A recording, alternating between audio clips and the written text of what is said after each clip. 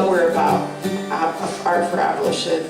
Art for Abolition uses visual arts, theater, music, and dance to educate and increase awareness about human trafficking and modern-day slavery, and to generate local involvement in the abolition effort and raise funds for community awareness initiatives and support survivors.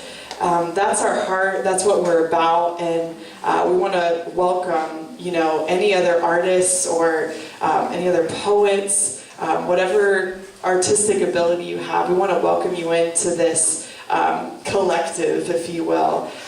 If you have an art piece, or if you know of someone who does art, we need more and more to make this something that's lasting and worthwhile. So we want it to not just be, us doing the stuff, but to really create a community of artists. So if that's something you're interested in, Bailee's in the back there. You should definitely talk to her, because she can plug you in or help you with whatever. So this is Sarah. She's going to share another poem with us.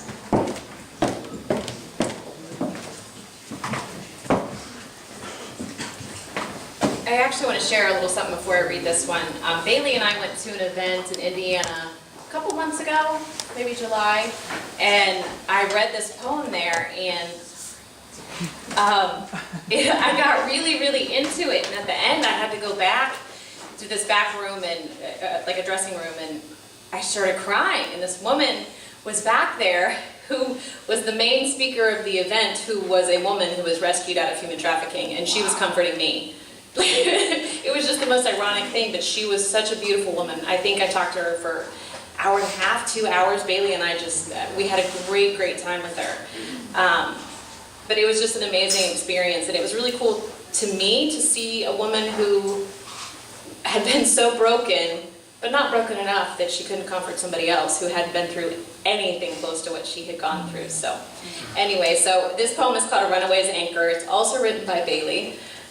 She has written most of the poems that we're doing tonight. She's so incredibly talented, and I have to mimic what Heather said. Talk to her afterwards. She has so much good information, and she's so passionate about what she does.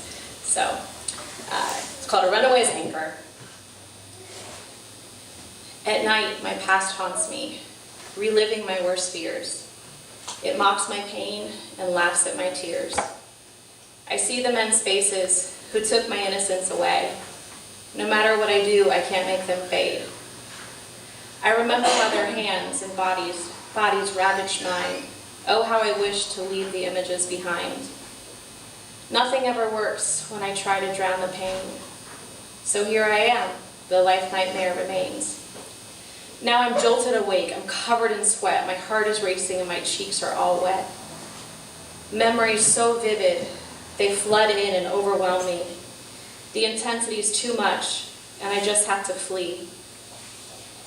Throwing back the sheets, I dart from my bed and race out the door, wishing I was dead.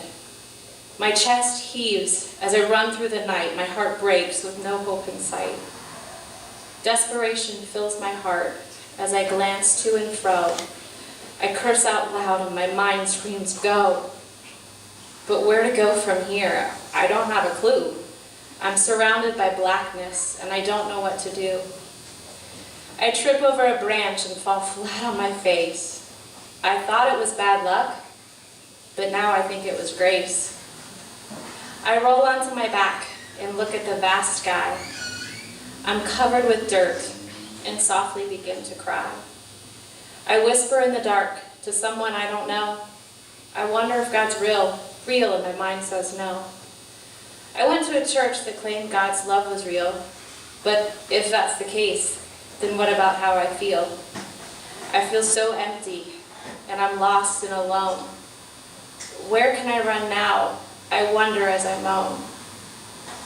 Minutes slip by as I lie perfectly still. In my heart I hear a voice, and I wonder if it's real. Don't run from me, run to me. I'm reaching out to you, but what if you always run away? What help can I offer you? My breath catches in my throat, and my heart skips a beat. I scramble from the ground and stumble to my feet. I look around frantically wondering where to go.